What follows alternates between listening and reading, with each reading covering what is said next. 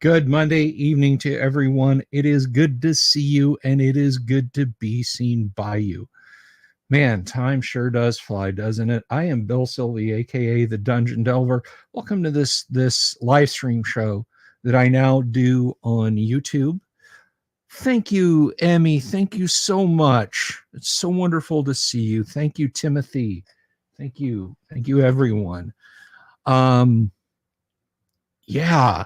Wow. 4 years I've been doing this, guys. 4 years long now. And the question I have for y'all tonight is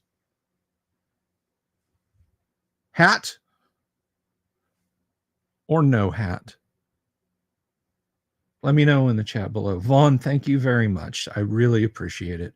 I really do appreciate it, brother. Don't ever apologize for your super chats. No one ever apologize for your super chats or lack thereof. Let me tell you guys a little bit about this show. I started out in the middle of the day on March 13th, 2020. And I have 2 votes for hat. There's 15 of you guys out there. That means at least 6 more of you need to call for the hat before we have a solid. Oh, there's 17 now. So more of you will have to call for the hat. Hello, RPG Grandma. So that's 3 for the hat. 4 for the hat. QPF. Hello. Elvin Maiden says hat. We're getting there, guys, but logins are outstripping you. One man, one vote. Sorry. RPG Grandma says hat. We are at the very least a quorum, I think. All right. Well, we'll go hat. And I will tell the story. Lord Corion, thank you so much for the super. I appreciate it, brother. I really, really do. Thank you. So we were in the middle of lockdowns of social distancing. And by the way, I am going to drink a little bit of champagne. If I can get this bottle open. There we go. Fried chicken and champagne because I am classy. Anyway. Now, this may come to a shock to some of you guys. But my audience is all nerds. I know. Isn't that amazing? Hello, Savo. Good to see you.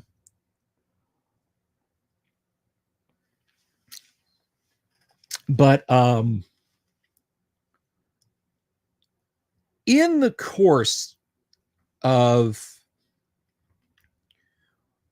a week here in my state, my country, I saw things go from, well, there's this flu that's out of control and it might be showing up in Europe and India, to, well, it's in Seattle and there have been cases of New York, to lock the country down.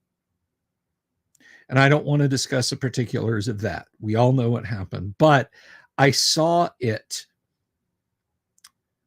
consume people's lives. I saw people who had 2 game nights a week and a Saturday trip to the game store. My people, that was their only out, and suddenly it was cut off just like that. Now, I did gaming in tabletop and in virtual tabletop. And from around 2014 to 2020, I and my group had become very adroit at virtual tabletop setups. And my friends were hurting. People now, we were shut up in our houses. What to do? Games that were coming to a conclusion or just getting started were dying on the vine. But the more important thing is people felt alone.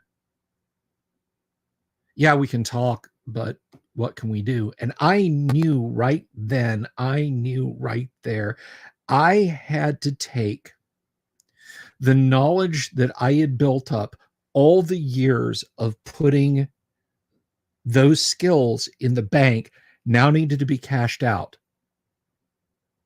for anyone online. And I saw Pat Tolman, Patricia Tolman. If you're a fan of Babylon 5, you know who I'm talking about. Thank you, Ian. Thank you very much.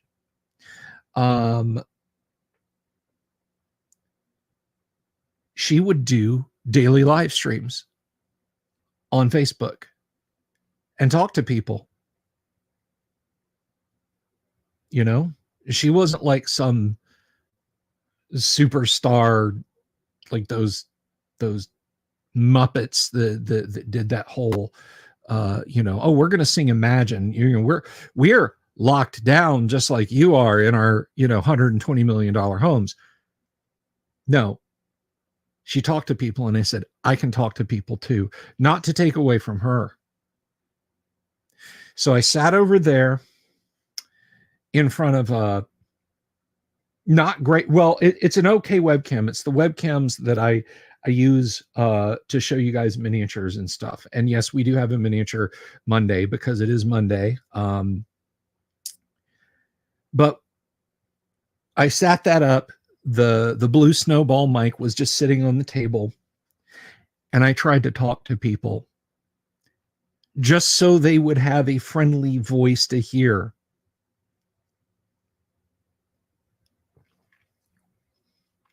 Just so they know. And moreover, so I could explain to people, your game doesn't have to die and you don't have to stop playing. Your imagination doesn't have to wither. Here's how you do it.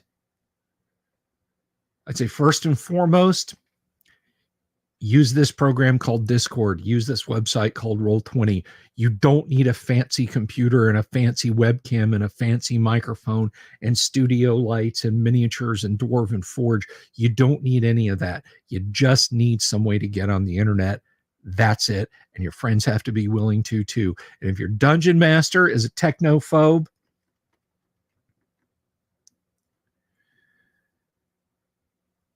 change for an Australian fiver. I think these shorts come with a spare button sewed on the seam. I'll mail that to you. I said, here's what you do. You send them to me. Ask me. I'll tell you how to do it. If the DM doesn't want to, you step up. If you're too shy to DM and nobody else in the group wants to DM or nobody else wants to play, go out to Roll20. Make some new friends for virtual D&D. And I said it again and again and again and again because I didn't want to see people, many of them real people that I knew because we were Facebook friends. I didn't want them to feel alone. I didn't want them to feel alone. I was the one who threw myself in front of the bus, and I went shopping every day. By the way, never got sick. I only got sick last year when I came back from GaryCon. And we know who spread it around GaryCon. We tracked it to one super spreader who had it.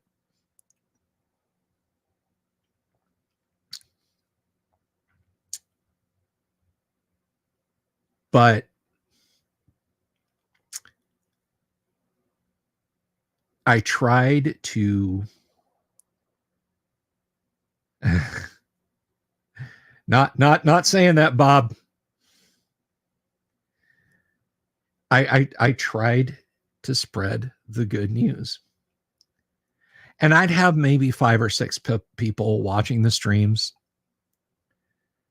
Like, I remember just I was like over the moon. I looked up one day and I had 9 people watching. But after I did the first one, I said, you know what? I'll be back tomorrow about this time.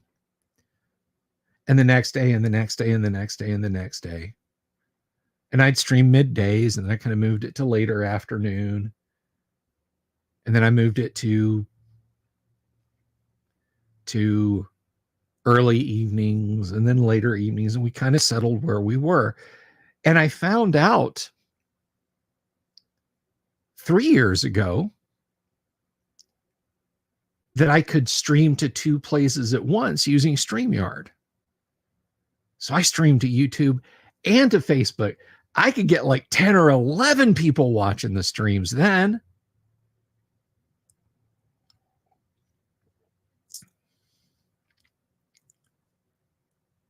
And that was awesome. And that spring, at almost exactly the 1-year anniversary, I had gained, or was it the 2-year anniversary? Gosh, now I don't remember. No, it was the 2-year anniversary. It was at the 2-year anniversary, I hit 1,000 subscribers and I could monetize on YouTube. And that was pretty awesome. But something unfortunate happened along the way. Facebook flagged one of my live streams because I had copyrighted music in it. 1 second of audio, which, by the way, you're allowed to use up to 3 or 4 seconds of a song and unchanged, and it be considered fair use. Thank you, rappers in the 90s.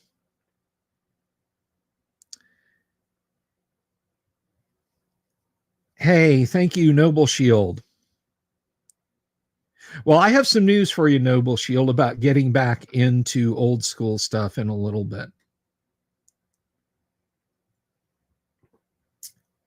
So I filed an appeal because that stream had no music on it. I didn't have intro and outro music, and I'll get to that in a minute.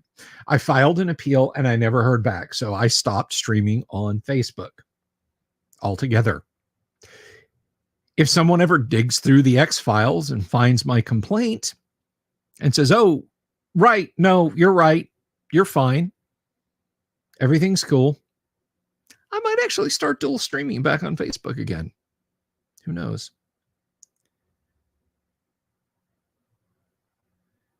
I tried, Chris. I tried. The Andromeda strain. That's what I used to call it, the Andromeda strain. Noble Shield, just play first edition AD&D, bud.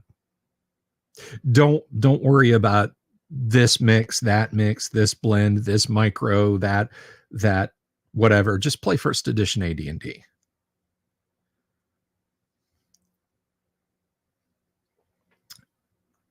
But if you don't want to get your AD&D books crusty, then play Swords and Wizardry and or Osric. Boonflyer, hello. Yeah, Mo, but it's something else. I vastly prefer the High Gygaxian of first edition. But if you want something cleaned up, then Osric and or Swords and Wizardry. Both of those are awesome. But so I withdrew from Facebook, and I felt bad because I left some people behind, but I still link to my videos on Facebook when I can. Facebook wasn't working for me tonight, so I don't know. See, we have 40 people watching this live stream right now. In 2022, if I had had 40 people on a live stream, I would have died of surprise. Like my heart would have burst. Yes, I played some basic expert campaigns, Michael.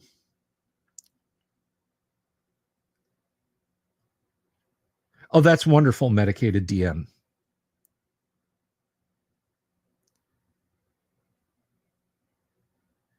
But I have played a basic expert campaign or two. So I switched over to YouTube full time. And slowly but surely, I climbed up. I hit 1,000 subs. And from March of 2022 to late December of 2022, I got around 1,400 subs. And then the damnedest thing happened. Hey, 3 Dot, thank you. The damnedest thing happened. Wizards of the Coast tried to rewrite the OGL. Now, I'm not going to launch into the particulars of that. We know what happened. But in doing so, Wizards of the Coast, there was a ton of news out there. I latched on to everything I could. Things were flying, things were developing on an hourly basis. The situation was evolving that fast. So I started posting up videos as quickly as I could. And my channel literally January 15th to January 17th almost doubled in subscriptions. And then it did by my birthday. Thousands of people were watching my videos, and I was getting so many comments, so many thank yous, I couldn't keep up with it. Every day, something new was going down.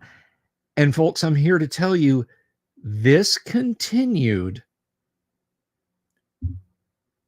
into fall of this past year. But I want to pause.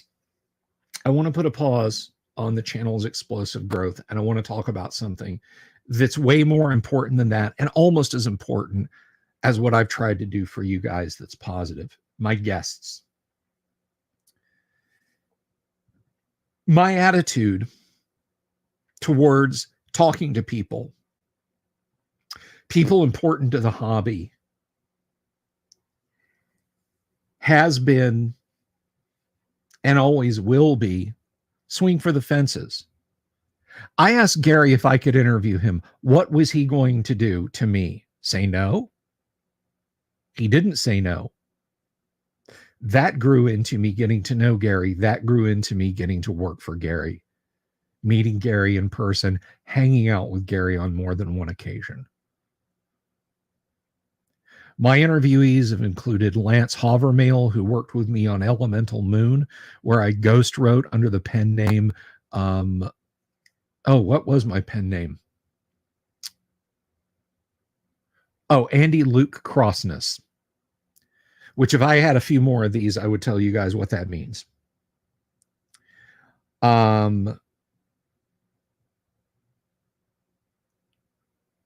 I've spoken with Steve Marsh. I've spoken with Jim Ward 4 times, and I hope to again once this convention season settles down. Alan Hammock is practically a regular on the show. Tracy Lesh is a regular on the show.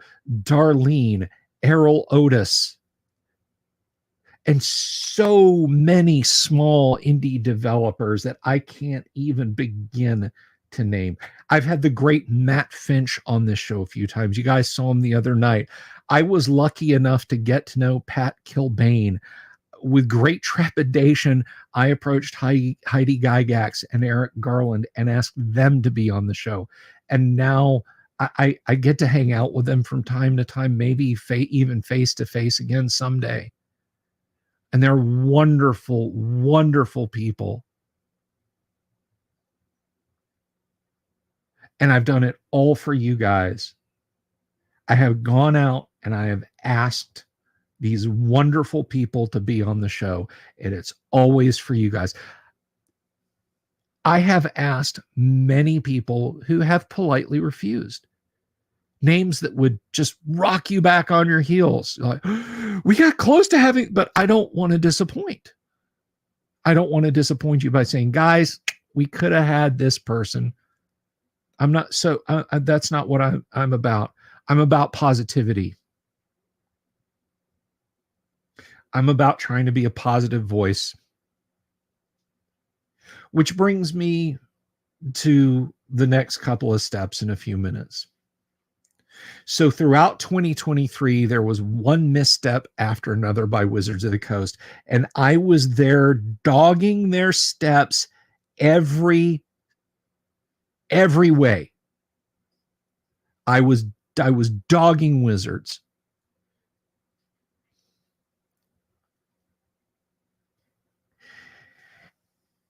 And what I'm about to say may sound like jealousy. It might sound like sour grapes, but what have I always said? Let me ask you guys.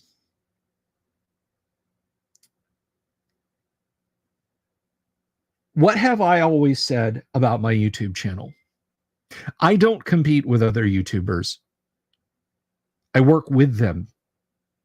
Yes, there's only so many hours in a day, but YouTube stays forever. And if you watch my videos 5 days after they drop and leave a like and a comment and maybe subscribe, that's just as good as the minute it comes out. A rising tide lifts all boats. A rising tide lifts all boats. I got upset a couple of months ago about a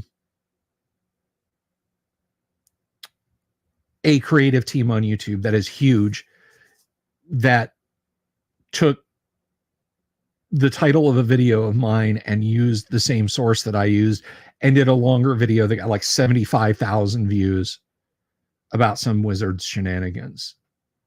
That's about the only time I've ever gotten a little irked about it. And I'm not even irked at them. I think they're wonderful people, but I'm not going to name them because I'm not going to be negative, and I'm not going to say they did me dirty. I was upset.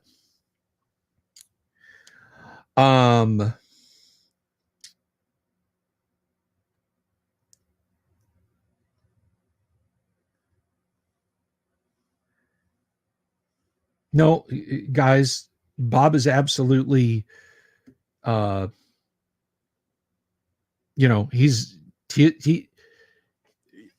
anyone in the chat can voice their opinion, which I'll get to something about that in a minute. So if you guys are disagreeing with Bob, don't tell him he can't say anything.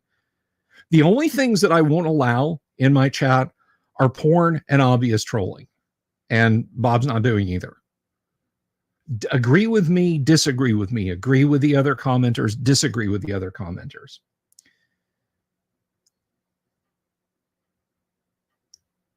I would like you to contact me, Bob. I have only ever kicked one person out of my media sphere here on YouTube because they were obviously trolling me. They weren't talking about the content I was putting up. They weren't talking about, they were just shitting on my on what they perceive as the quality of my content. And so I said, you are blocked from viewing me on YouTube. You can no longer block, or you can no longer see me. You are blocked. You can no longer comment at me. You can't join our live streams anymore. QBF.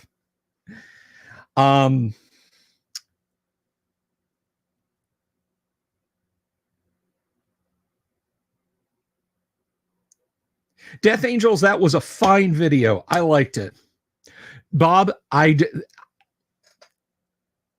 let me be clear. When I say contact me, this is not a come to the principal's office. We need to talk about your attitude, young man.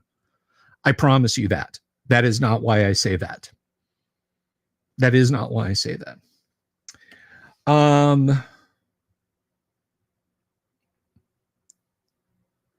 Cut. This is for you, Bob. That's a hug around your shoulders, brother. I'm a huggy guy. I'm touchy-feely. So let's talk about going forward for the next year and on ahead. I have gained thousands and thousands of subscribers on the back of Wizard's stupidity. And the formula for making YouTube videos that attract a lot of attention is max 4-word title, 1 negative adjective, negative adjectives in the description, an image of your face looking worried, and negative colors in the background, dark reds, blacks, dark purples, with a gold background and yellow-red text. That's how you do that. That literally the AI that runs most of YouTube eats that up and promotes you.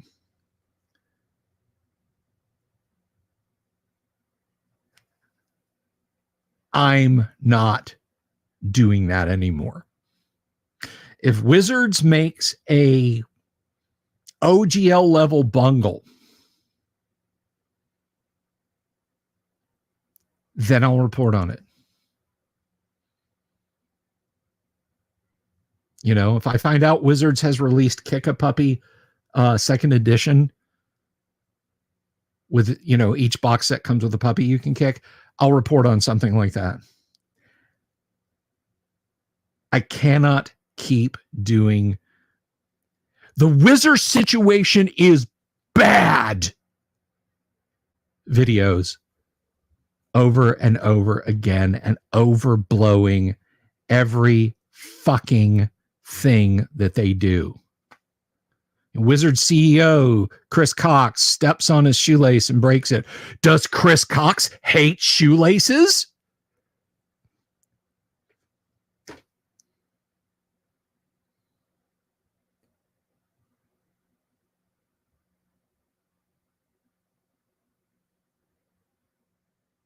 I'm not doing it anymore.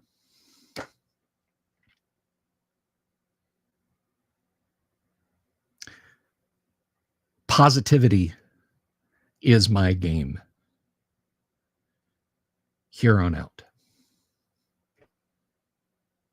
I want to grow my channel. And I'm going to talk a little bit about myself. Rage farming, QPF, thank you. Exactly, Noble Shield. I'm laying that down.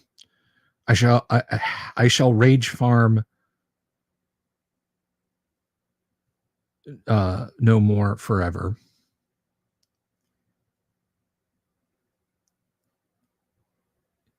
Again, guys, if Wizards fucks up, yes, I'm going to report on it. Hasbro's stock dropping 3% over a month.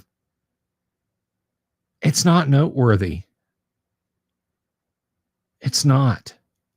I don't understand most of the finances anyway, and I just come off dumb sounding.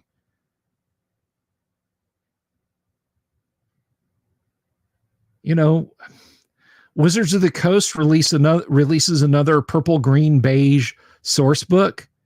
What impact could this have on classic D&D? Fucking none. None. I love you guys. Pop open another tab. Take a look at CNN. Take a look at Drudge Report. Take a look at Forbes News. Take a look at your favorite news channels. Guys, the world is falling apart. I do this to get away from the negativity and the madness. And I cannot outrage farm 3, 4, 5 times a week and pretend to find stuff. Maybe that means the Discourse Miniatures has 500,000 and she can make a career out of pulling that shit off. I can't. I can't. And I'm not going to. I'm not going to. I'm just not going to do it anymore. I'll never get 10,000 subscribers on this channel, guys. I won't. I know that's how it is.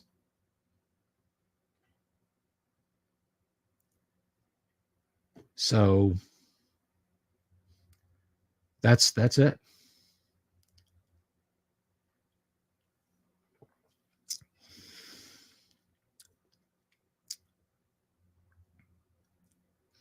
The Viking Hat GM.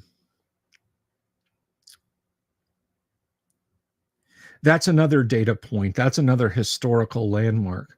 Let me tell you who the Viking Hat GM is. His name is Kyle Schuant. He lives in Australia. He is a fellow gamer.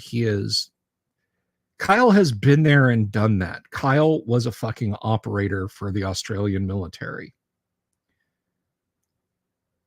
Kyle is just an incredible person. I would hang out with him 3 nights a week until his wife separated us or he threw me out of his house if he lived in Melbourne, Florida instead of Melbourne, Australia, or vice versa.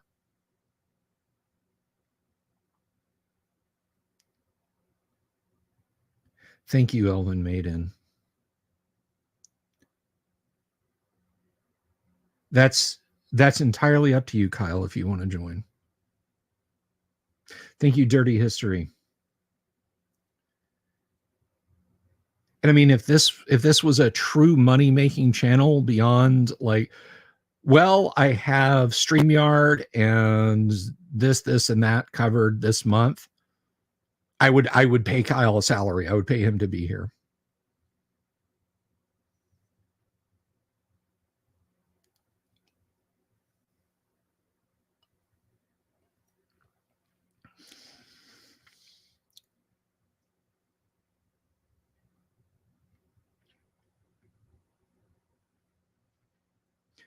No, Matthew, no.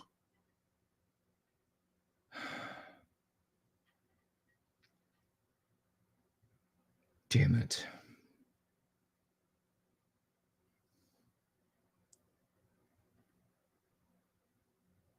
That's...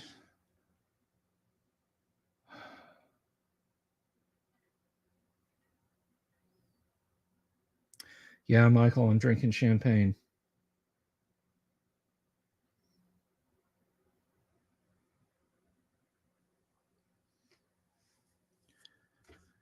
I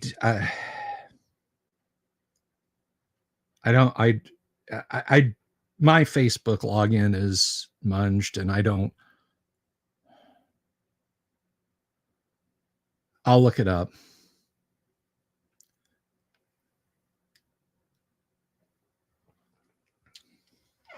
I hope that's not true. I'll talk about it tomorrow.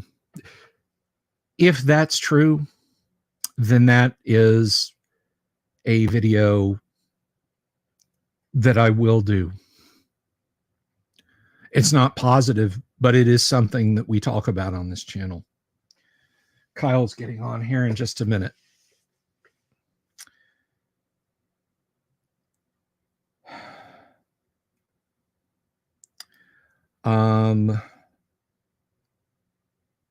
But I do this channel for good things.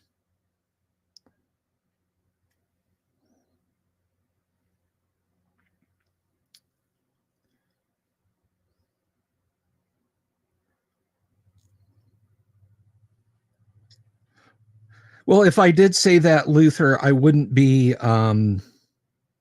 I wouldn't be in any danger because I'll never hit that. I'm going to have to take the hat off. Thank you, Esteban.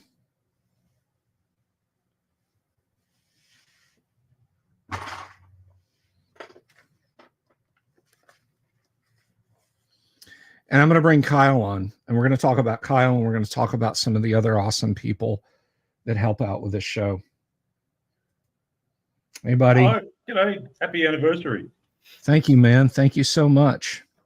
It's just a couple of weeks from my gaming anniversary as well. I started on April Fool's Day, 1983, with Jevon Desailly and Paul Tyrrell playing AD&D. For a long time, I thought it was basic. When I look back, I thought it was basic.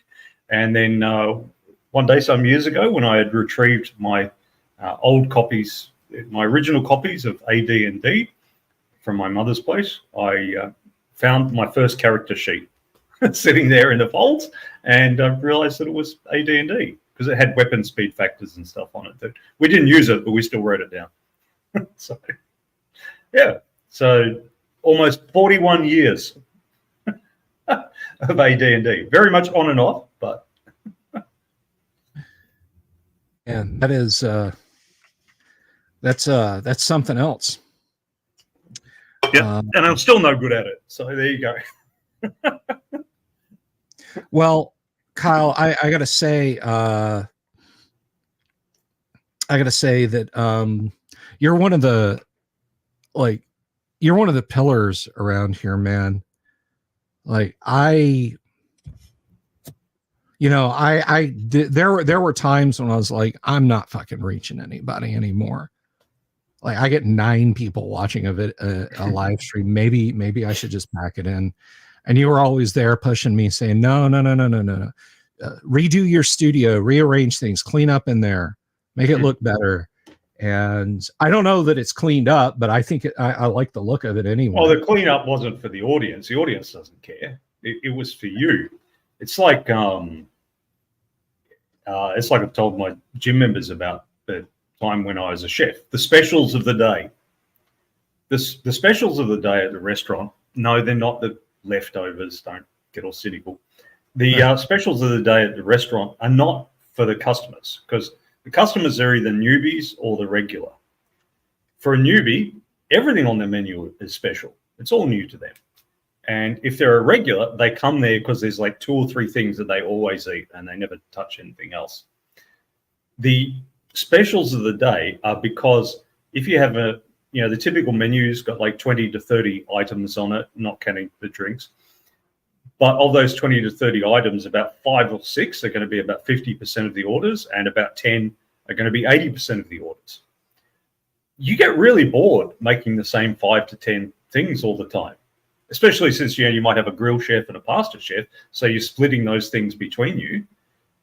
So you might only be making like 4 or 5 things the vast majority of your work week. It gets boring. So you do a special of the day because your hope is, like, every menu has got a pork chop on it.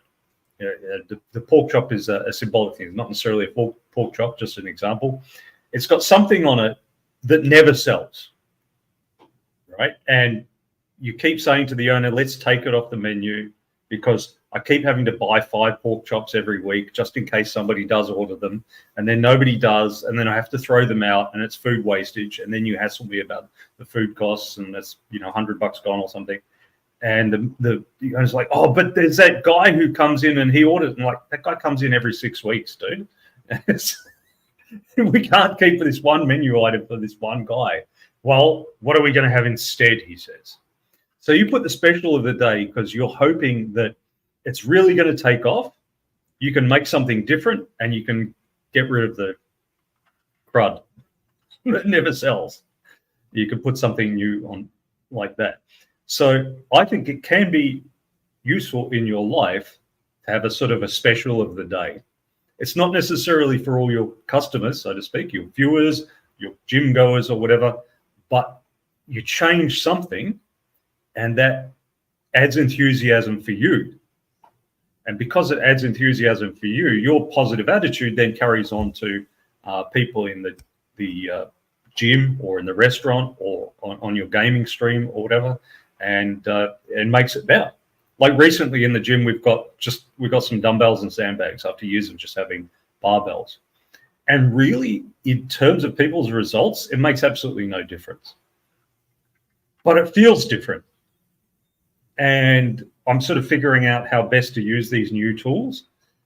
And they're a bit interested in it. They're like, oh, okay, yep. And they're trying that out. So it's added, the mood in the gym has shifted up. I mean, we weren't all depressed and everything before. People were happy. But people have kind of kicked up. It's given a +1 on the reaction modifier for everyone. So it's kicked it up. So things like, tidying up your study area, and that, I think it's the special of the day effect. Well, I definitely think there's something to that, but your presence here on the show can't be understated, Kyle. And I know you kid about, oh, Bill, the shows I'm on are the worst rated. So,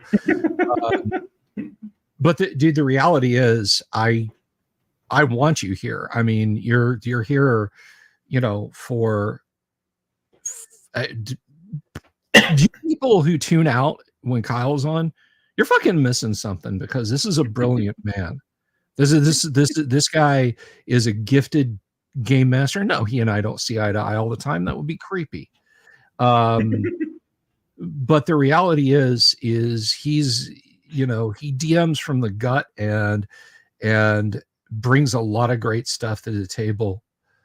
And I've been so lucky over the years. I mean, I've had burn it down moments. I've had walk away moments, and there's always, whether it's my audience, whether it's the great guests, or,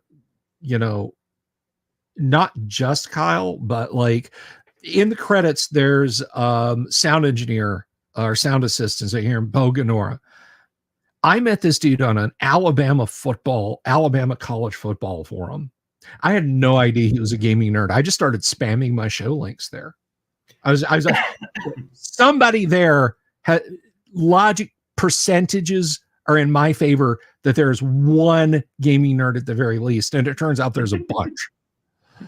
And so he started watching my streams, and like this awesome microphone here, this is like some crazy pro microphone. He was just like, yeah, I don't stream anymore. Here, you can have this. So, now I have this amazing mic, and I have a soundboard for it. And I've got, like, he's the one that got, you guys know how I used to bitch about audio over StreamYard? He spent hours one Saturday working with me to get a program called Voice Meter installed and configured and set up so I can do things like have like separate audio channels. He is a phenomenal dude. Well, there's gigs everywhere. There's gigs everywhere. Yeah. I recently had a woman reach out to join the gym. We'll hopefully see her here next week. But anyway, she followed my gym page on Instagram, and I went and looked at hers, because it could be useful to look and sort of see what the person's background and interests are, and that it makes it a bit easier when you sit down to talk to them. And I figure as long as it's all public and that, then that's cool. It's not weird or anything. Anyway, she had a little thing in a stream, and she'd mentioned that she was going to watch her boyfriend's ice hockey game. And so then, and she tagged him in her little video of it, whatever. And I clicked on his name because I thought, well, what I was actually thinking was, we previously had a woman come here and she was hella into ice hockey. And it's Australia's a hot place. So ice hockey is a really small community. They all know each other. We don't have like 50 different teams or whatever. There's like one team per state. And I think there's only one ice hockey stadium in Victoria, in my state. And that's actually down the road from us. I'm a klutz, so it's not my thing. But anyway, I thought, I wonder, if the woman who came here will show up in photos if they know each other or whatever. And I went and clicked on his page, and it's nothing but Warhammer minis. So I thought, will I get a new gym member and a gamer? That would be interesting. But she comes for the gym and he comes for gaming. That would be good. That would be fantastic. But I've just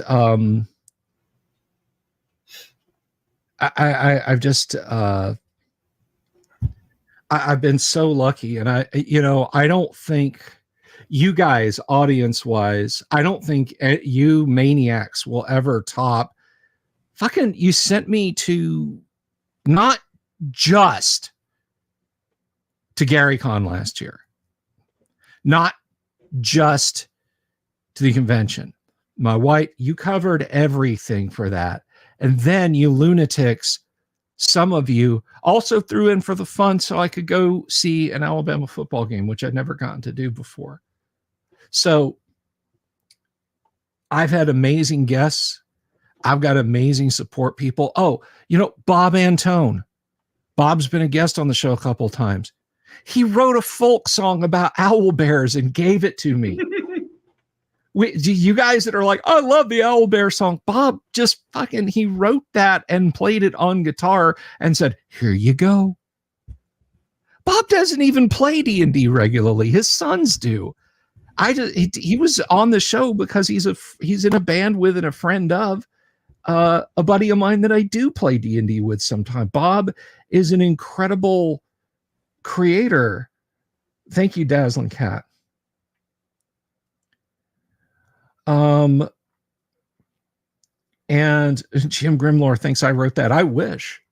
But the fact is, I mean,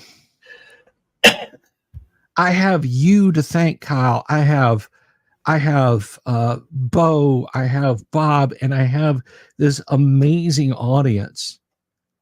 I owe a great karmic debt to the people who've made this show as successful as it is. And I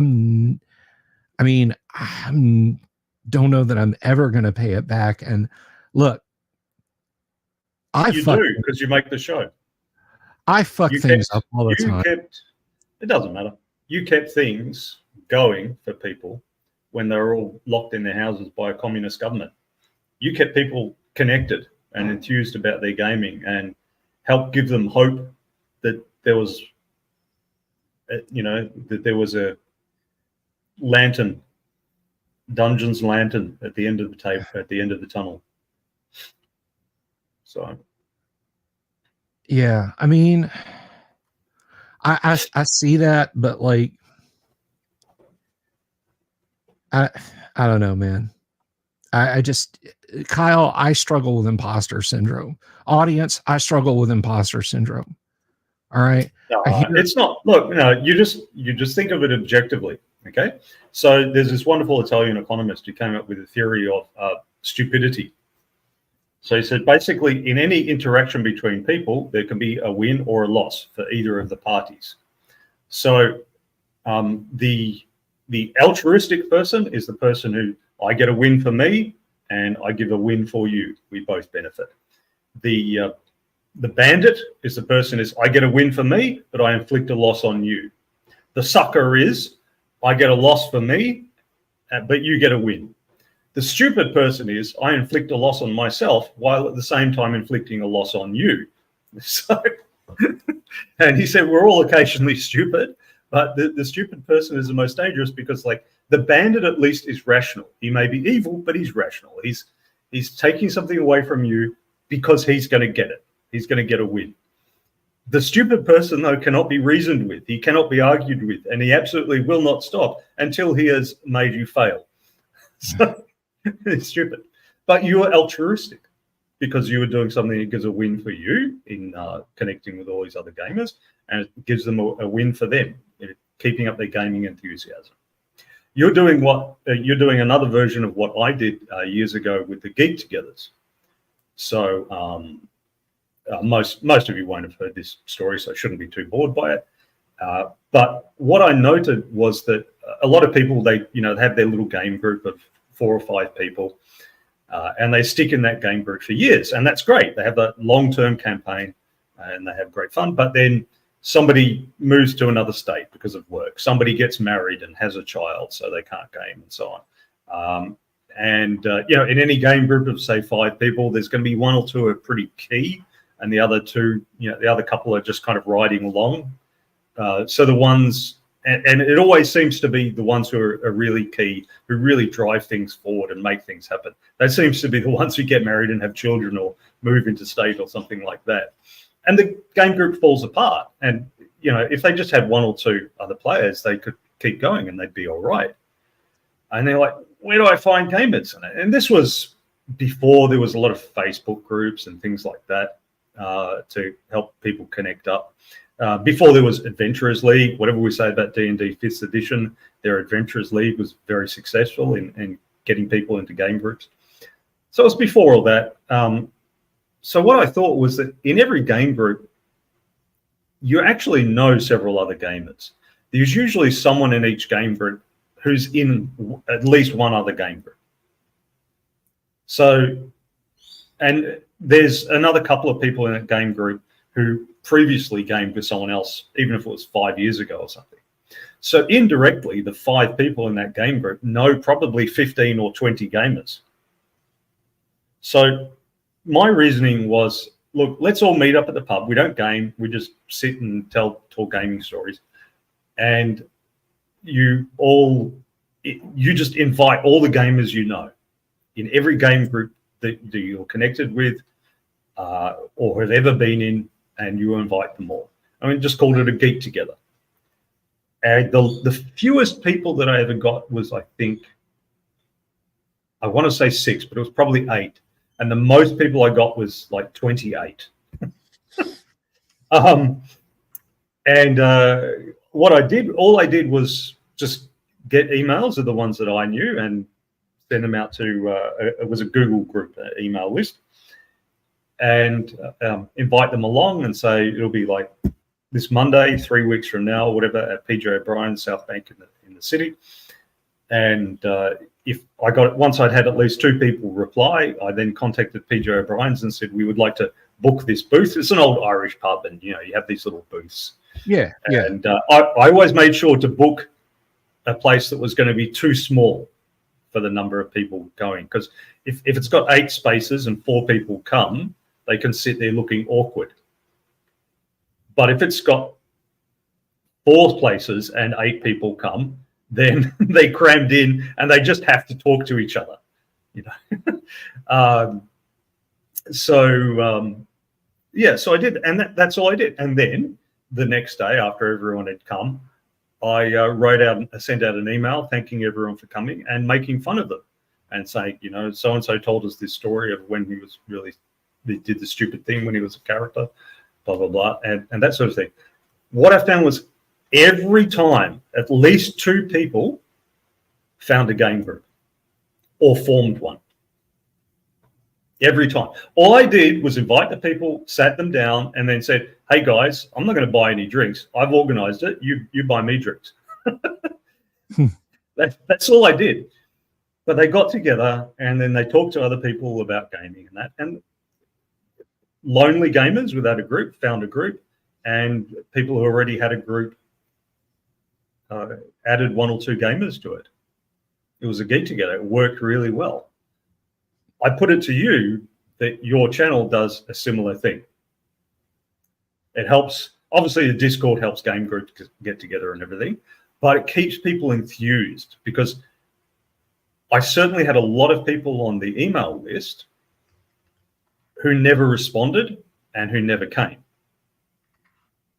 They weren't enthused enough about gaming. But if you have somebody who talks enthusiastically about gaming, who gets you into it at all, that kind of inspires you and makes you more likely to, actually show up to the game group and a game session, or to try to find a game group and that sort of thing. So, you're the spark that gets things fired up. That's what I reckon. Well, here endeth my TED talk. Thank you. Thank you very much. Very, very, very much, Kyle, for those kind words, dude. I really appreciate it. And, like I said, I've got a great support structure. I know I've slipped on stuff like the modules. They're coming, guys. Every time I say, okay, this is the day I'm going to devote to writing the modules for the Patreons and the $10 Patreons and up, and the $10 subscribers and up, something like blindside tackles me, and it just messes things up. I guess I have, Corian. I guess I have, man. And I love that. A little nerdy Navy. Little nerdy Navy.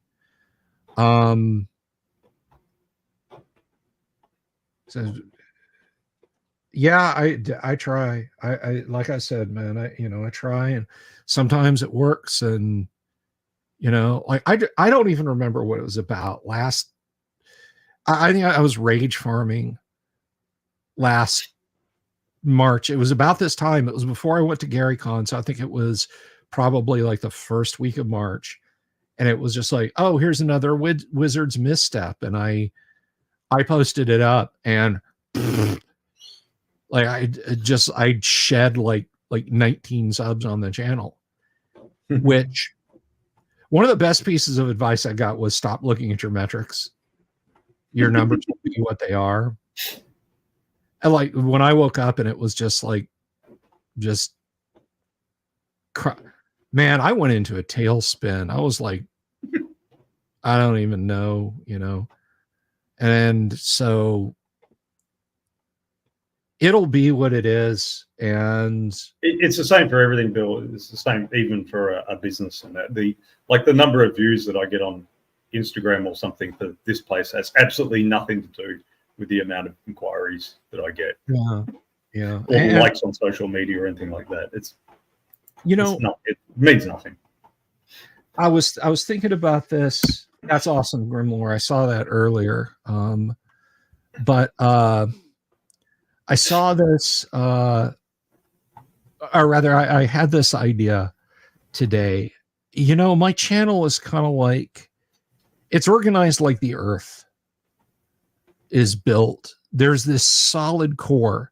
You go all the way back to when I first started putting videos on YouTube, and they're bad. Some people have gone back and watched them and are like, these are brilliant. I wish you'd do more like this. And I'm like badly lit with tinny mics and horrible cameras.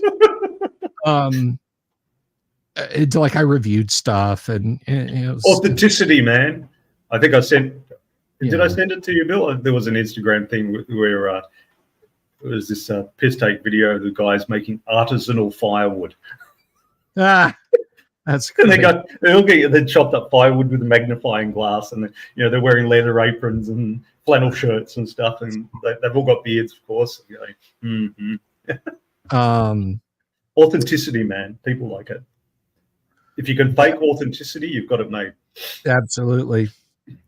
Yes, Timothy, artisanal firewood. But there's a few people, and I went to Facebook because that was like my social media. It was Facebook.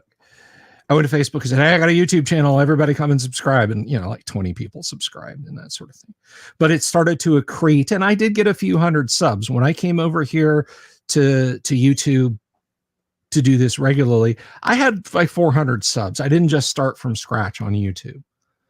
So I already had, 450 in the 450s. So the channel kind of started growing out from that core. And the Wizards thing, that's like the magma, that's like the liquid, hot, transitory. You're not really sure if these people are part of anything, but some of that bubbles out and forms a solid crust or sinks down to the center and forms more of that solid core. And that's kind of what the Delver's Dungeon is like, it's like a big old planet Earth, and you guys are either part of the solid crust that I stand on or the solid core that spins and provides the magnetic field and all that goodness. So I appreciate those of you that came watching back in the day and have stuck around, or those of you that came during the riotous period of early to late 2023 and stuck around, or the people who just like meteorites crashed down from orbit and have stuck around. I really appreciate that. QPF, I think that is the wisest thing. Chasing my metrics can be as bad as doom scrolling. And I want to address something. First of all, love you to pieces, Emmy. Will you leave Ryan for me? I'm just asking. You don't have to answer now. Shh.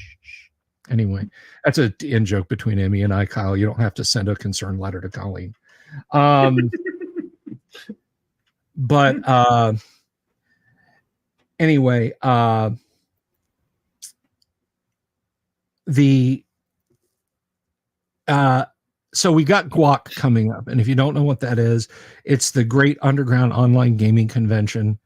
It's over on Warhorn. If you guys want the link, I'll put the link in the chat. But it's an online convention, and I know what you're thinking of me, like, oh, I am asleep then. The Discord is open 24 hours, girl. And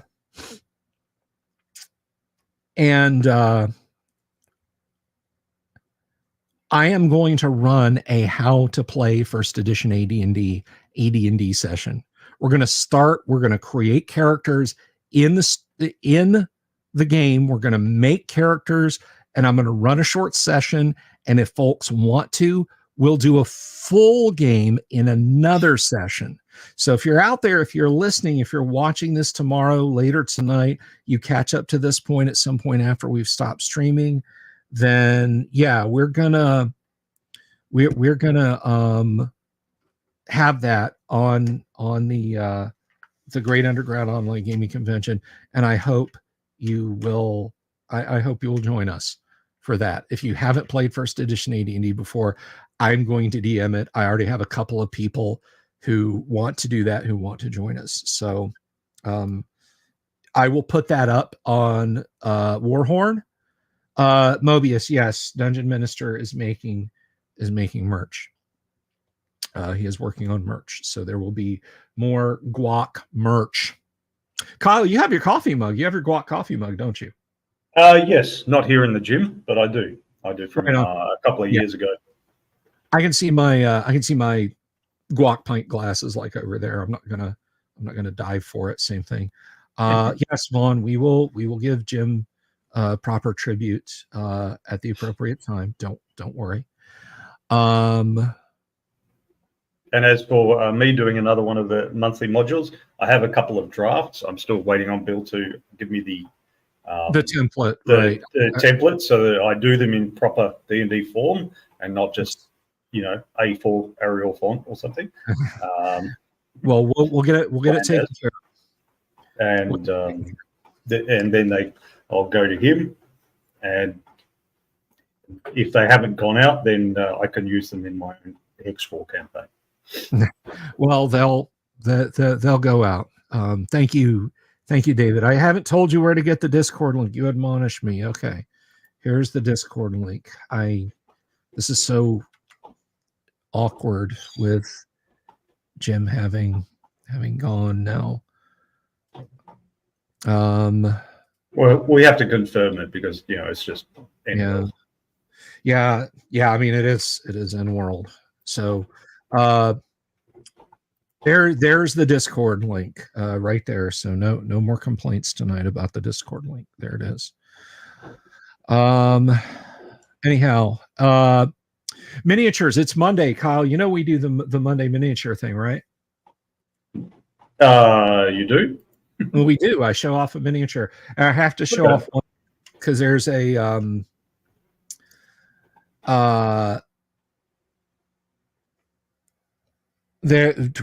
we show these things off. We show off painted miniatures, and there's a funny story. Well, it's not funny to me yet, but I'm sure it will become funny over time. So Kyle, we show off a painted miniature every Monday night. Sometimes it's an unpainted miniature, but it's a really good sculpt, and especially if there's a story behind it. And I know you're like, you're juggling 2 kids in your gym and everything like that. And minis is not something you have time for, but we do this. So I'm going to share tonight's mini because it's something I made and there's a story behind it. We're listening. All right. So this is a piece of, I'm going to have to hide your comment, Emmy. This is a piece of terrain that I 3D printed. These are the front doors to the Temple of Elemental Evil. If you've ever played that module, it describes a set of 20-foot wide, 40-foot high brass doors. And those doors work. They open. I understand, Emmy. Love you to pieces, sweetie. Talk to you soon. Anyway, Paul Stormberg has the Temple of Elemental Evil in 28 millimeter at GaryCon right now.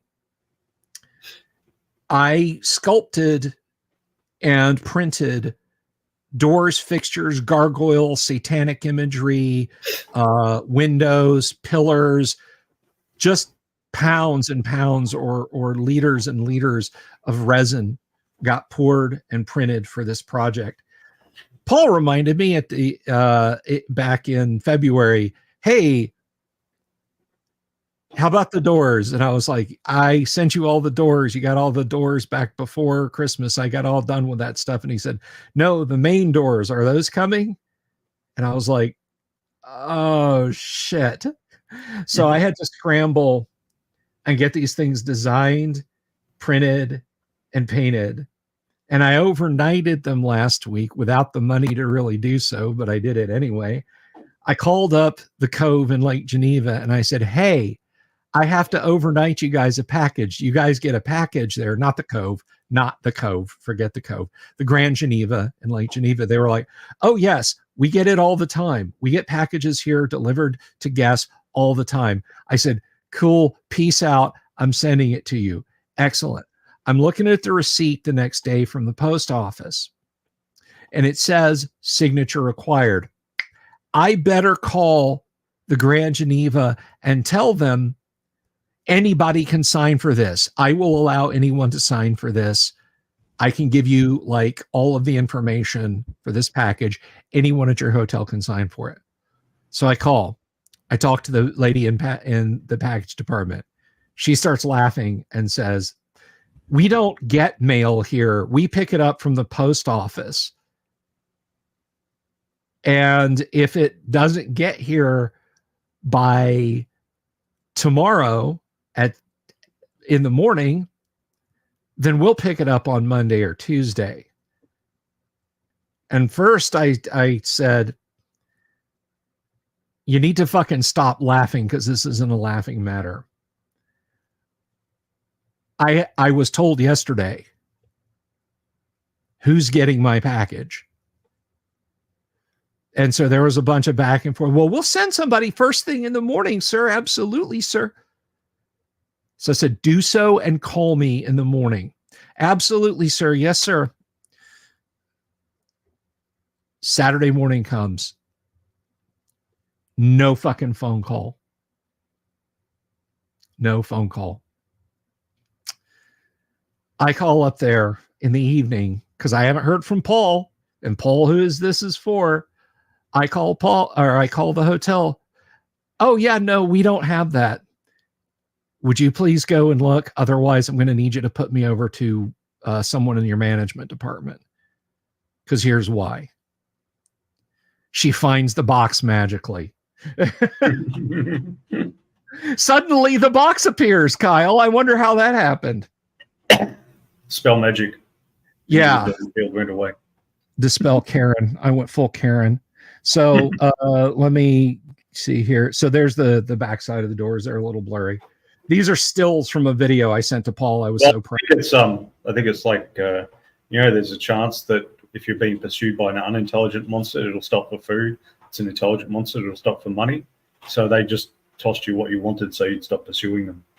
Yeah, exactly. Exactly. They threw down these bronze doors and hoped that I would stop to collect them. So I call Paul and I tell him, your doors are there. You got to go. You got to take your ID. And he takes them down. And I don't have the pictures, but he sent me a picture of the doors. The door frame was out of spec for the hole in the front of the cathedral.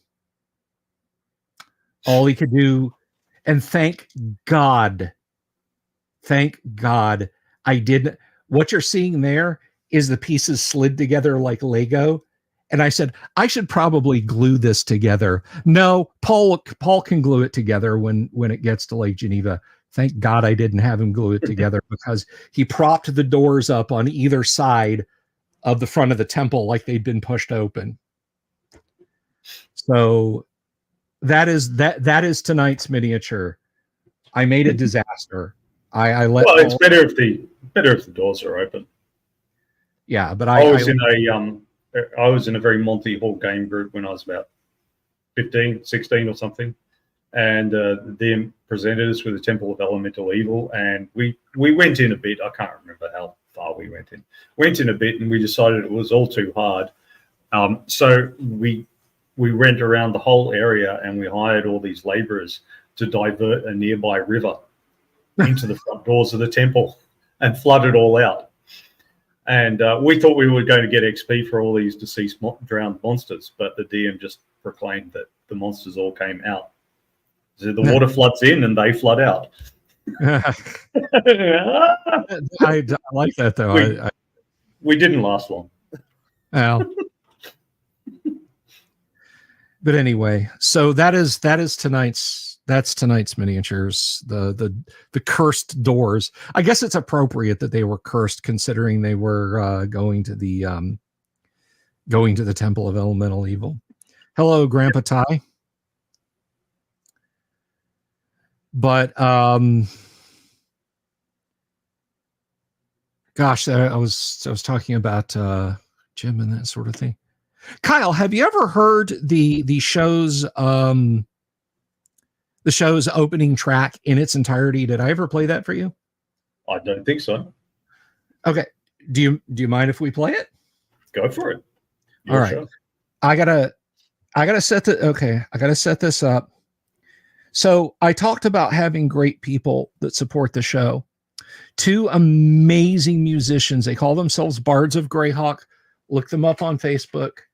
I have one of their CDs here. Yes, it looks like a D&D module.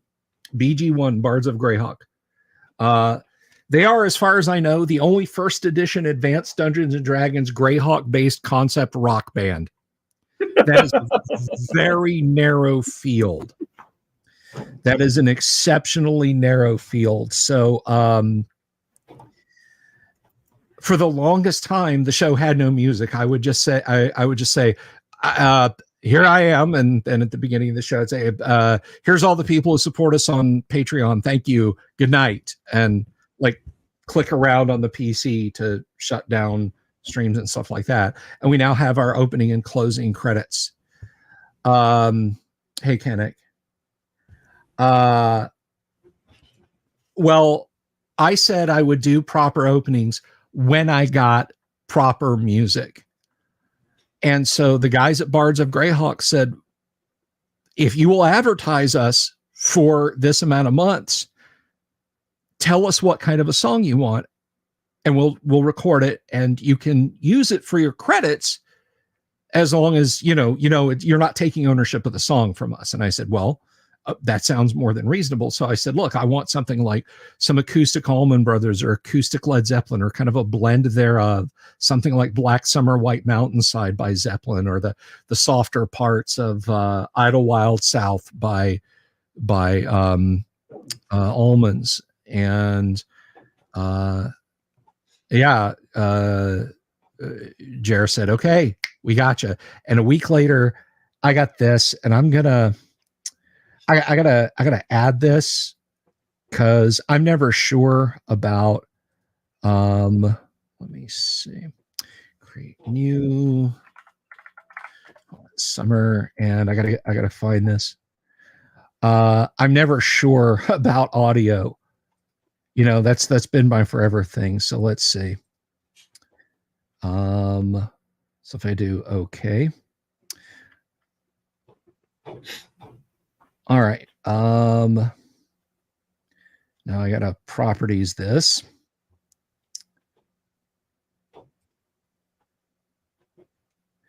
But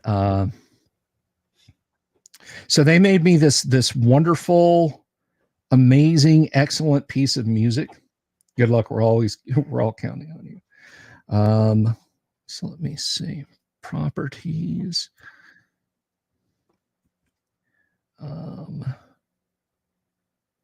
Volume is up. All right, if I hit this, guys, you guys are going to have to tell me whether or not you hear this. And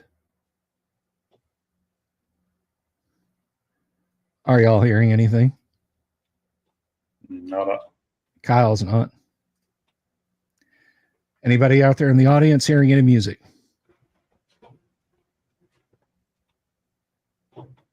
The line, Michael, is I wouldn't want to be down there when the shit hits the fan. Okay. All right, so it's not working. StreamYard is very weird. It'll happily play a video that it gives you, that you give it, but it's a bit antsy about audio, which is strange because you would think audio is simpler. Though. Yeah. Hey, Engine Joe. All right. Yeah, it'll play video with audio, but what if I...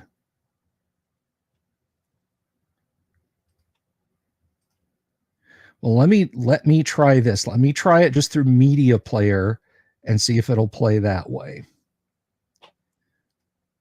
See, this is the beauty of my show. When I was talking about, you know, how crap things are around here sometimes, this is it right here. Oh, hey, it's his 4th anniversary. I bet Bill will have all this stuff set up, right? No. All right, let's see.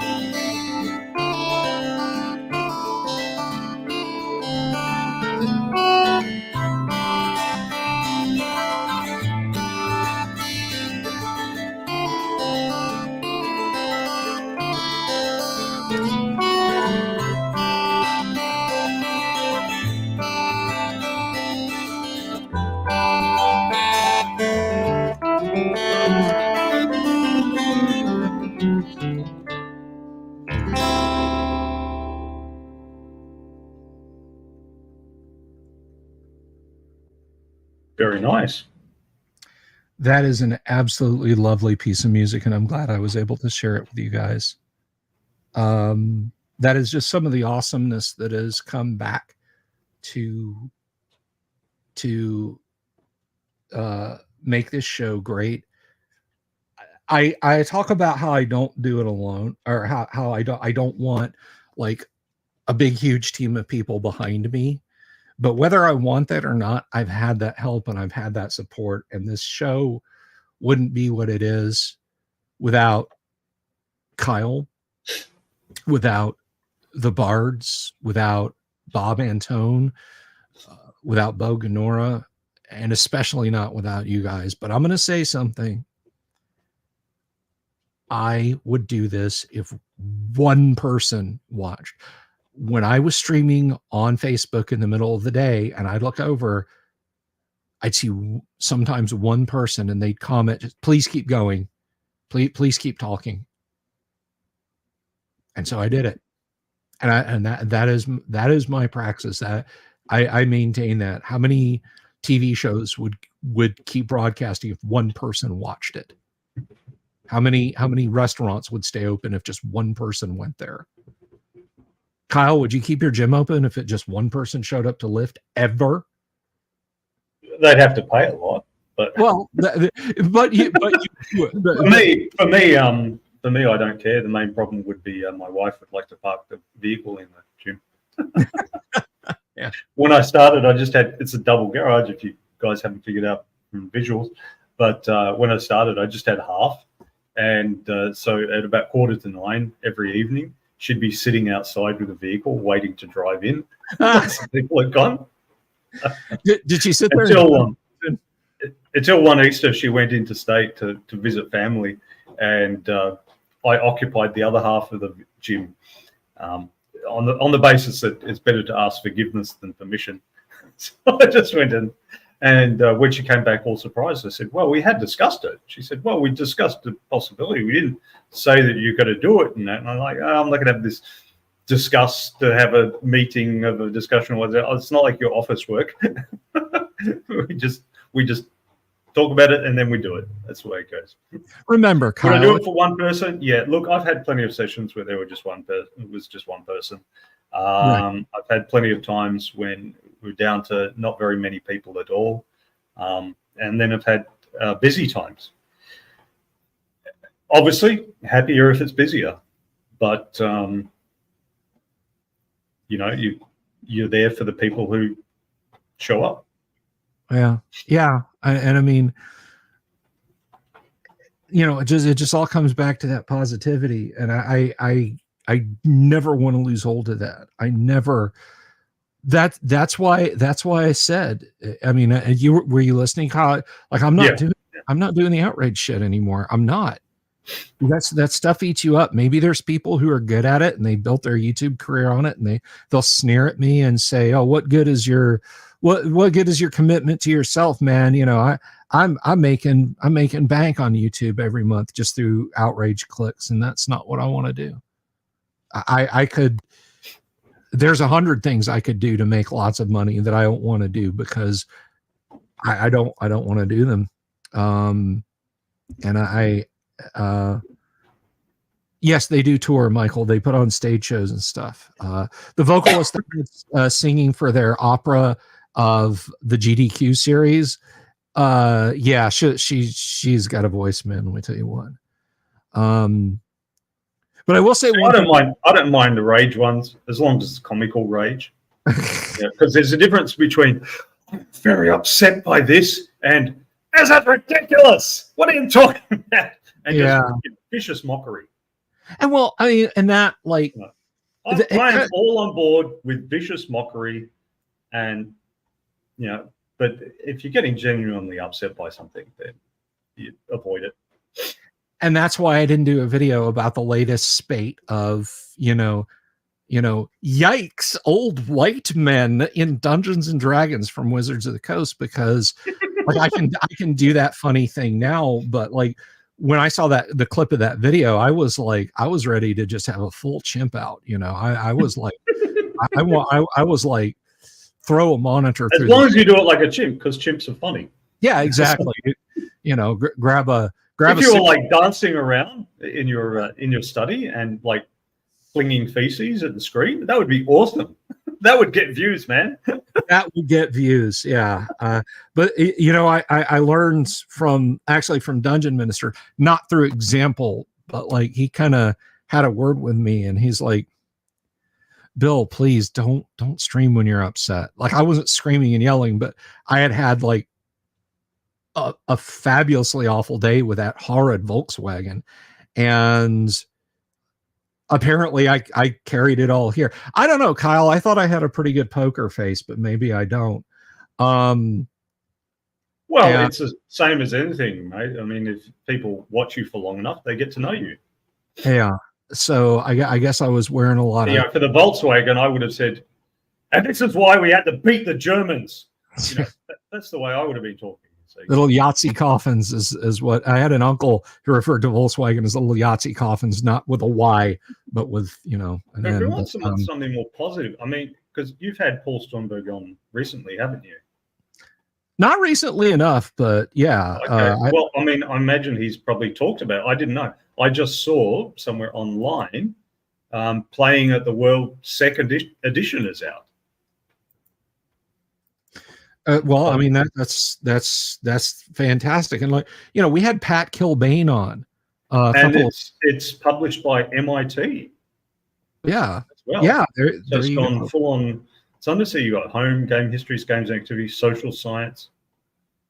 Sorry, this is John Peterson's, not Stromberg, but John Peterson's. Oh yeah, no, I've never talked. That's why I was getting confused. But yeah, Playing at the World too. Still very interesting. But yeah, I mean, when that little tidbit came out, like, I was like, I'm going to do a video about this, and I tried and I tried and I tried and I tried, and every time I just ended up purple faced, not funny, mad. And every time I was like I would not deign to compare it to Howard Beale from the movie Network, which is a fine film. I recommend everyone see it, because Howard was impassioned about the fate of humanity. This was literally old man yells at computer. And so I tried over and over again, and I just said, fuck it, I'll do this when I'm away from it a little bit. But the thing about it is, the outrage cycle is 24 hours. It's the same on YouTube as it is in media. And if I made a video about it now where I've calmed the fuck down, who cares? Nobody's going to watch it. I'm going to get 250 views on it, and that's 10 minutes of my life I'll never get back. So when I let that go and I stepped back and I saw stuff that, like, Discourse was, posting her 75th prediction of the imminent collapse of Hasbro and Wizards of the Coast over on her channel, which is not to bash Discourse. Again, she's a lovely, lovely young lady. I was just like, I'm coming up on 4 years. Do I really want to look back and say, yeah, I used to do positive videos, but now I just farm outrage? No, fuck no. And I knew I had to come in and say that tonight, that I had made that decision. So, if somebody hits me up in chat and is like, did you find out that did you hear that Wizards of the Coast is releasing Kick a Kitten as a supplement to Kick a Puppy? I'm going to be like, no, because I don't fucking pay attention to Wizards of the Coast. I'd buy it. Okay. Kyle would buy it. But no, I mean, I'm not going to get caught up in that whirlpool. And so if you've come here and you're just sucked in by the negativity, I'm sorry. News, absolutely. Screaming and yelling, that's done. That's over. I've got some turns around left on this beach ball, and honestly, I like to enjoy them and not be actually outraged or sit here and pretend to be outraged. Now, the stuff that I've talked about when I've done those videos, and Kyle knows this, I've always been impassioned about. There's a point at which where it's like, okay, Hasbro stock dropped. Let me. Oh my God, guys! Well, Hasbro, they've screwed the pooch, and this, of course, means everything to classic Dungeons and Dragons. Let me tell you what's going on. And I'm not gonna do that. I'm simply not gonna do it. 4 years, I've had two or a full year and change now of this gravity assist from Wizards of the Coast, and thank you.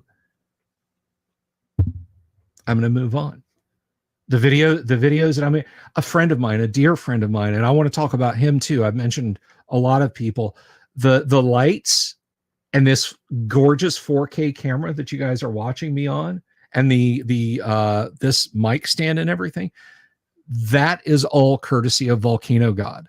That's a $500 DSLR he bought me.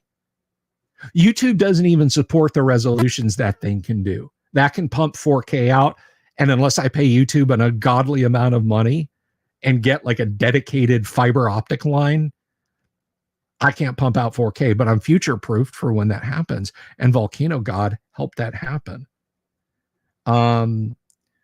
But he gave me a list of topics that I need to revisit. There's like 50 on there of fun little short videos, interstitials, factoid, bite-sized stuff that you guys can be watching and listening to. And I'm going to focus on that. I'm going to focus on those. I'm not going to tell you guys what they are. I'll tell Kyle what they are. But I'm not going to. Good. I was worried that they were going to be negative things, because I just saw an Instagram clip today of like someone going around and interviewing young women, and she said to a young woman, and the young woman was saying, "Oh, if a guy does so and so, it really turns me off." And then it goes to this list of things that turn women off, and it's like goes 1, 1, 1, 1, 1, 2, 3, 4, 5, and it scrolls down 511, and then they added this one. The channel was like reclaiming masculinity or something. It's like more like reclaiming crying in the corner. Yeah. It's like, really? Someone's dedicating his life to making this channel when this is all he does. He just posts up things that women have said that they don't like and makes a list of 512 of them or whatever. Like, really? Is that how you want to spend your life? No, it's no. So these are just play Call of Duty all day or something. At least you'll have fun. You won't be productive, but at least you won't make anyone else miserable. Well, I'm gonna say this when it comes to women, Kyle. I meant to mention this with the garage thing, and ladies, back me up. I think this is true. If she gets upset at you, tell her to calm down. And if that doesn't work, you got to escalate it. Tell her she's being hysterical. And the icer that will absolutely fix the situation and completely defuse it is you're acting like your mother. Those three things, honestly, I think are absolutely the best disarming tool. Every time I tell that joke to my wife, and she knows I'm joking because I can't stop laughing the second I start to say it, like she's like, no, don't finish that joke. Don't you do it. No. Guys, don't do that. Young men, if you're out there and you're in your 20s, I'm going to go watch this gray-haired old grognard, and I'm going to learn D&D stuff. Ooh, really? I should do that? No, for God's sake, no. Please, I beg of you, don't do that. Grimlaw says a loud minority gets too much attention. I'd wager most of the inclusion. The grifters are for the loud minority, which gets too much damn attention. Yes, and that's right. That's correct in all fields. It's certainly true in the fitness field. There's a few grifters who barely train anyone or don't train anyone at all, but they still keep pumping out videos and books and become famous and make money. They tend to be a bit short-lived, though. So they burn out and fade away really quickly, whereas deceit is flare up and honesty is slow burn. So you just go ahead and be yourself in your hobby or your professional area, and put your head down and do the work and be generally positive with people and that, and good things happen. You probably never get rich and famous and all the rest, but you'll make a living from it if it's your job, and you'll get a lot of fulfillment from it if it's your hobby. Yeah. So yeah, maybe both if you're lucky. Good word from Tim Imholt. You can only play the anger growth card so many times before you get written off. But to keep it lightweight, I do want to say Michael Cotter talking about my joking at women about things. That can actually work only in the long run, but never in the short run. And if I may add, Michael, absolutely in the shotgun. But the problem is, though, Michael, if you try it, you only have a short run. Yeah. You don't get a long run anymore. No, you don't. It's like it's like been watching the Orville, and there's that character Borders, and he's married to a guy that races only males, and their marriage has been a bit unhappy for reasons we won't go to on a family-friendly channel. But and then he wakes up in the night, and Kaiden, his husband, is got a knife raised over him and stabs him. And when they take him off to the infirmary to fix him up, he says, "You should not be saving me. You should let me die." And they're going, "Well, no, look, we've got Kaiden in the brig." He's like, "You should release him from the brig." And they explain, and they're like, "Why? What? Why are you saying this crazy stuff?" And they're like, "That is how our race divorces." Yikes. They make it up in the end. They get this cultural influence, and they make it up in the end. They go to counseling. You know what? I've got about 20 minutes left, and then I got to make it over to my AD&D Monday night game. So let's talk about Dungeons and fucking Dragons, Kyle. What do you say? Oh yeah, okay. Here's do you know anything about that? I had some of the funny dice. I drilled them out and made a necklace out of them. Who knows about that stuff? Anyway, Wonderful Wizards game asks, is there anything from later editions I like or stole to use in original AD&D? If I'm going to be honest, there are I think they call them backgrounds in 5e that are not incompatible with how secondary skills work in AD&D. So kind of that. Some people have said that, like, hey, allow wizards to use crossbows in first edition because it does it in second edition or something. Crossbows or slings or something. It's just a minor change. Just allow that. I'm not really going to do that. I like some of the clockwork critters from third edition. Hard rules wise, though, I think it's probably just the background stuff. Wonderful Wizard. And to be fair, to be certain, I have oh, thank you, Ezra. We'll get used to it because that's how it's going to be from now on. Unless Wizards really deserves it. If they genuinely got it coming, if they pull another January 2023, I will be so far up their nose, I'll be standing on their chest. So I'll be like Costanza's dead. I got a problem with you people, and I'm going to tell you all about it. That's a damn good. That was Jerry.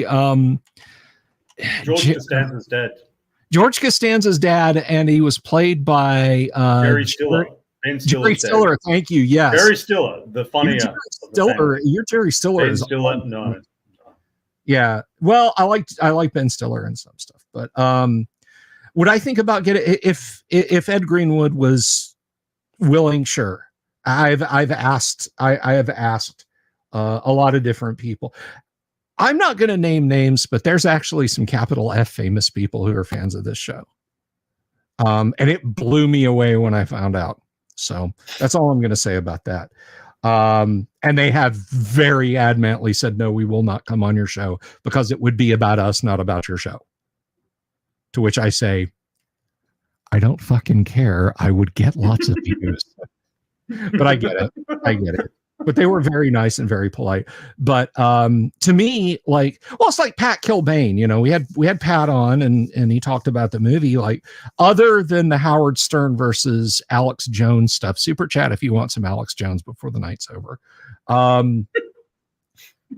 We just talked about his movie, not about ooh, what was it like working with Jerry Seinfeld? Ooh, who did you meet famous on Mad TV? We just that I like if you out of fucking, let's say this is not one of the people. Let's say Adam Driver was a fan of the show and I found out.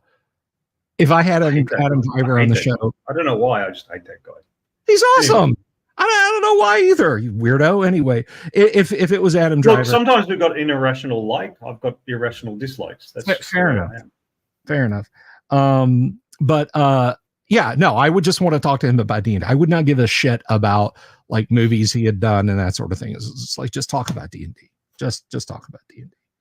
But yeah, no, if Ed Greenwood was willing to come on the show, shit, yeah, I'd ask him. And that I have always done that when I'm getting guests on. Like, I figured Darlene would be like, no, thank you, when I asked her to be on the show, and she was. And God rest Jim Ward. He was on the show 4 times. If you dig around in my video archive, I think I have uploaded all of my interviews with Jim Ward to YouTube.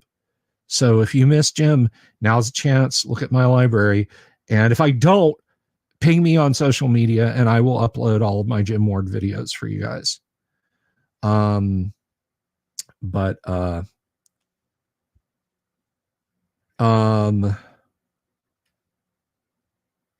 Celebrities are funny. 171,000 SAG card holders, but only 20,000 SOI qualified principal investigator archaeologists. Yeah. Yeah. You know, only 20,000 Indiana Jones. Only 20,000. Man, can you imagine 20,000 Indiana Jones? We would have had the Second World War I back in 33. Just running around punching Nazis and shooting them with that 45 revolver of his. Have I looked into the disastrous beta test PDS for the Critical Role RPG? Yes, I have. And wow.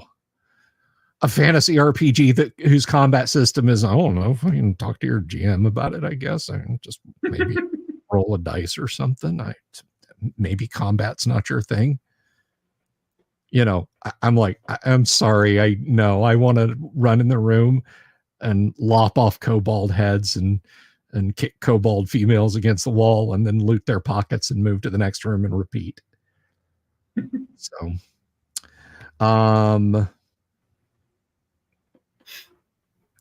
but let's see. So yeah, I do know about it. Kyle, have you seen it? The Critical Role RPG Daggerheart? No, I haven't. I've seen I think there's a comic. There's a Critical Role comic. Yeah. I picked that up and glanced through it and went, and put it back on the shelf. So yeah, no, I have no interest. I've seen parts of a couple of those shows and I went, oh yeah, nice script, you know. Yeah. I just have no interest in it. No, I feel you. I mean, you know, it's like that question about use things in later editions of D&D. No, I don't even use Unearthed Arcana. Kyle barely uses D&D and D&D, people. 4d6 drop lowest to range status is a perfectly cromulent way of rolling characters. Not for this guy, not for Mr. Basic D&D over here. Not 3d6 down the line. Sorry. Oh, gotta have a challenge. Anyway, but you're bringing some D&D back though Wednesday, yeah? We're going to be playing some. Yes. Well, I only have. Let me think. I only have next Wednesday, and it's a couple of weeks of school holidays. And we've got 3 players. We've got you, Lord Corion, and Gumby. We need a 4th player, and then we can go for it. All right. Who is a YouTube member or a Patreon $1 level minimum who wants to be on stream? You don't have to be on camera. Ping me on the Discord. Email me. My email address is usually scrolling across the bottom. I feel that is important. bsylvie@gmail. And if you're interested in that, Kyle gets to vet, you know, but other than that, yeah. Well, we're not very exclusive, but here you go. Here's the trailer to get you excited. Yeah, run that trailer.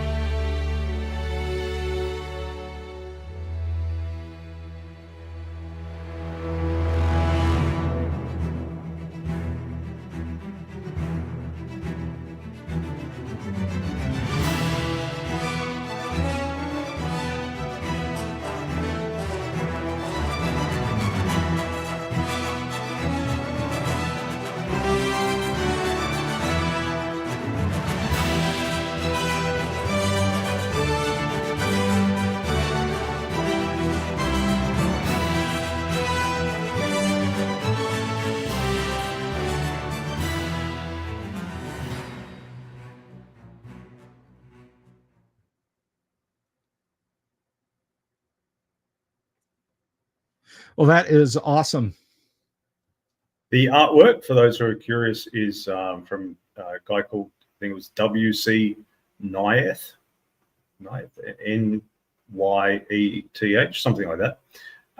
And he illustrated a lot of book covers and magazine covers in the early 20th century. So that's all public domain now. Nice. Well, it looks fantastic, and the trailer is. So I use that. The music is from Epidemic Sound, that does music of all kinds. If you go to it, you can download it yourself and listen to it as much as you want. If you want to put it onto your YouTube channel or something similar, then you can pay them a fee, and that will also enable an app to play in your background on your phone while you're going around and doing things. Yeah, you can pay them a fee and connect it to your YouTube channel. I've connected mine to Bill's channel because I don't use mine. Is the hex map going to be on screen? Yes. So what we will use is now the hex scroll. So the article about hex scrolls.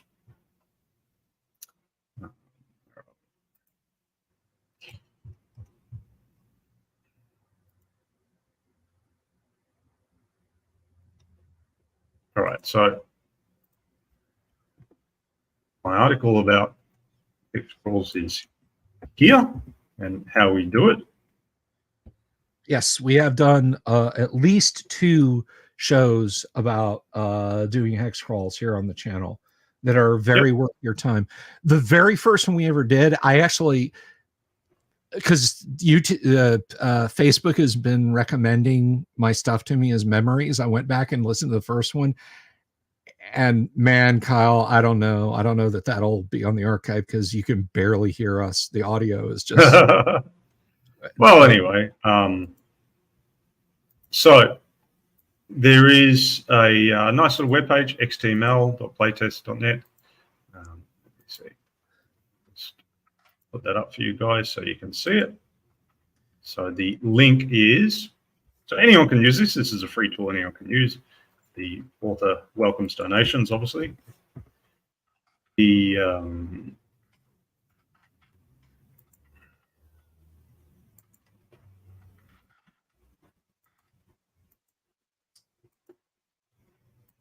So there is the link, guys. And we're basically go ahead. Yeah, so what you do, okay, we don't need that tutorial. All right, so what you do is you go and you just fill in hexes as you wish. What you can also do is you can dig down into the hex.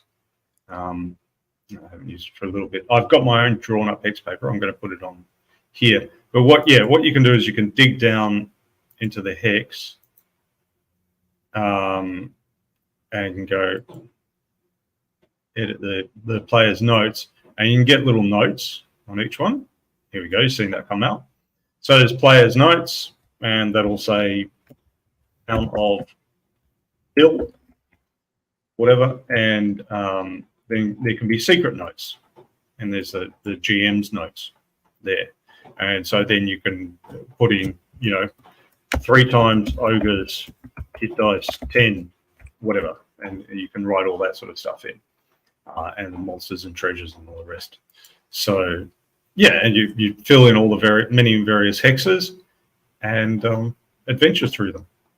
And with the notes, you can then change things as you're going along, obviously, as you slay the monsters and collect the treasure and new monsters move in and all that sort of stuff. So that's just the basic thing of the hex scroll. So the thing of the game will be basically you're sent out to this town on the edge of nowhere, and you're meant to clear the area so that more people will go and settle the area and make it safe for the locals, to make some local count be happy.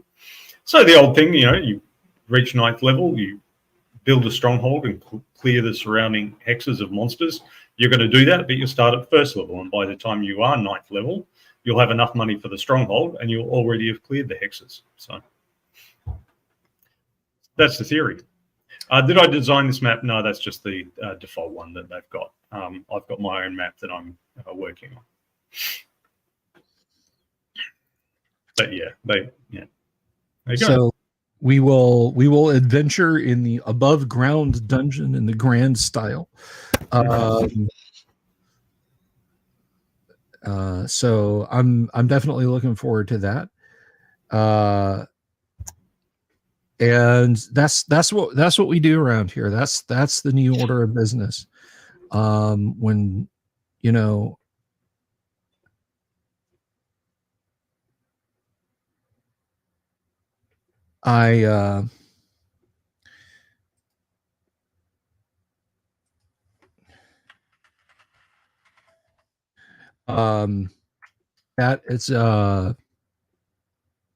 that's just how we move forward from now on, guys. We do positivity. If Wizards of the Coast steps out of line, I mean, really steps out of line, really puts their foot in it, and it is something that's going to hurt all of us, not just their stock price dips or, somebody in the office had a AI art screensaver or, a magic card got misprinted by an offset of a millimeter.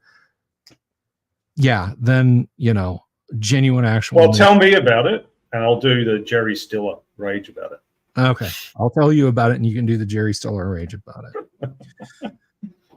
But anyway, 4 years. I don't know if I'll do something this weekend. I completely forgot about what I said last year about doing a 24-hour live stream for the 3rd year anniversary. I don't know if I want to break my brain that much this year, but year 5, if the good Lord's willing and I'm still here, everybody, Kyle, everyone, I'll absolutely I'll absolutely do something wacky for year 5 because I gotta. Unregistered Hyperkins, how about Alex Jones fake rage? You gotta pay. You gotta pay. You got 6 minutes and 30 seconds if you want to hear him. But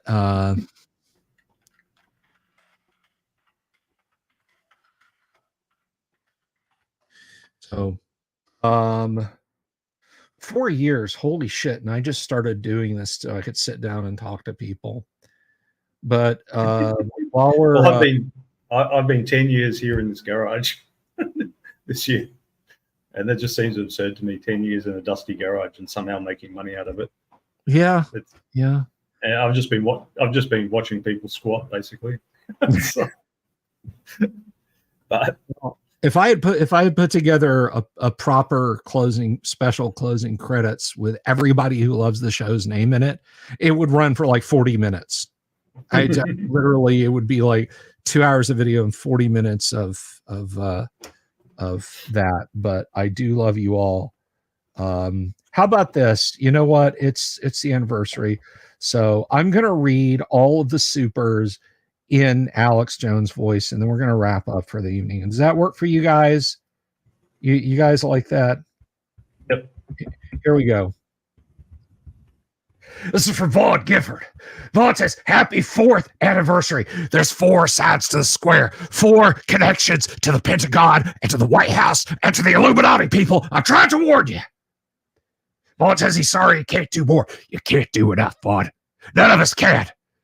1776 will commence again. Lord Coriot, $20. Thank you, brother. That's $20 in gold, I hope. Gold, that's what we need for the future when the collapse comes. He says, Bill. That's it. Bill. That's like 666. Happy anniversary. Also, I need to wear the hat. I've worn the hat, brother. I've worn the hat. I tried to warn you about the hat. Ian Bartosz Wise, the wise owl that they worship in the Bohemian Grove. You can buy my DVD, the whole exposure on it. Says, happy anniversary. Thank you, Ian Wise, for that. $10. That helps. Buy some colloidal silver. Mercury Wells, I can't give $4, so I'll need some change. You got to change it, brother. You got to go down there. You got to say, we're not going to take this anymore. You got to change it. Chris Kirby had to take a penny back because the Illuminati's watching him. Abraham Lincoln, a.k.a. Abraham Linkovsky. Noted Russian spy is on the back of the penny, so he had to hide that penny. I appreciate it, brother.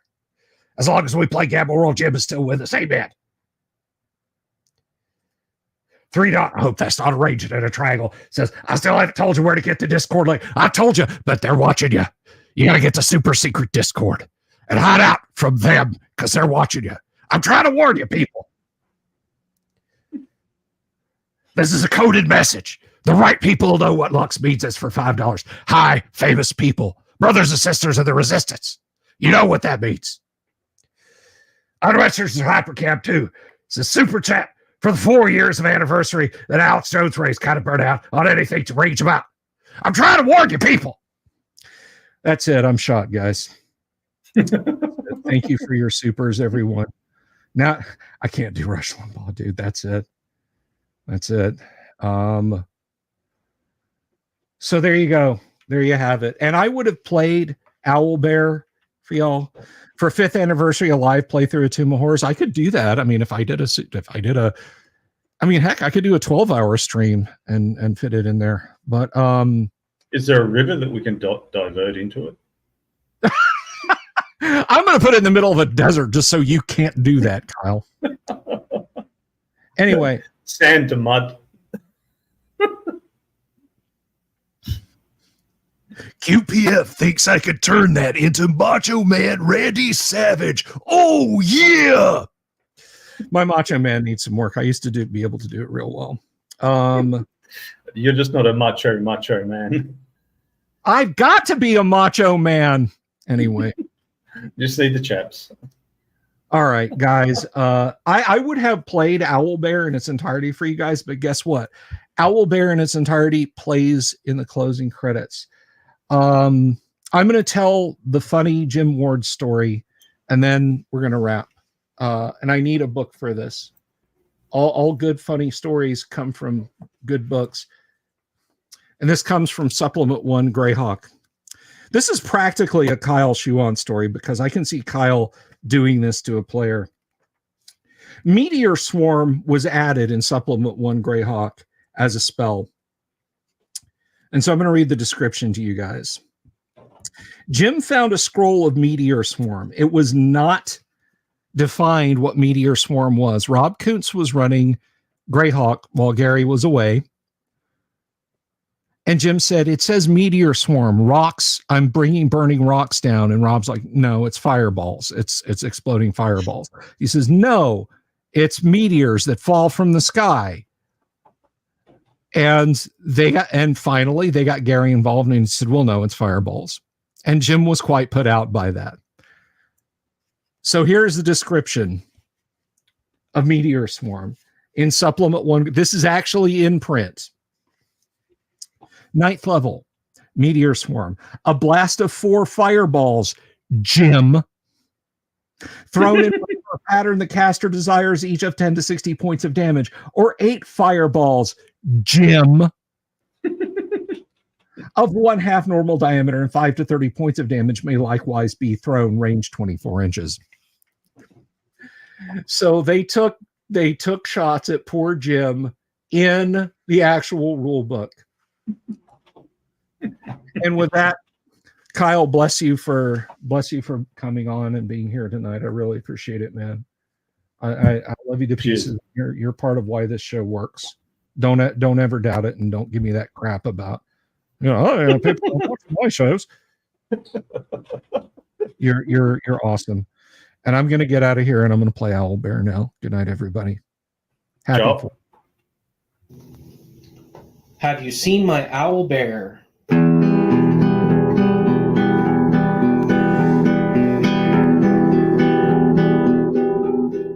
Here's to all the weirdos everywhere in the woods and in the air. Have you seen my Owlbear? Should I shave off all my hair?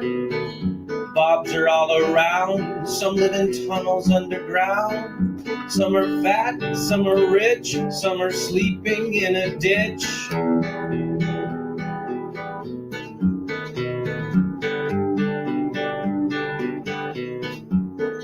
Can you ride a crooked horse without a saddle way off course?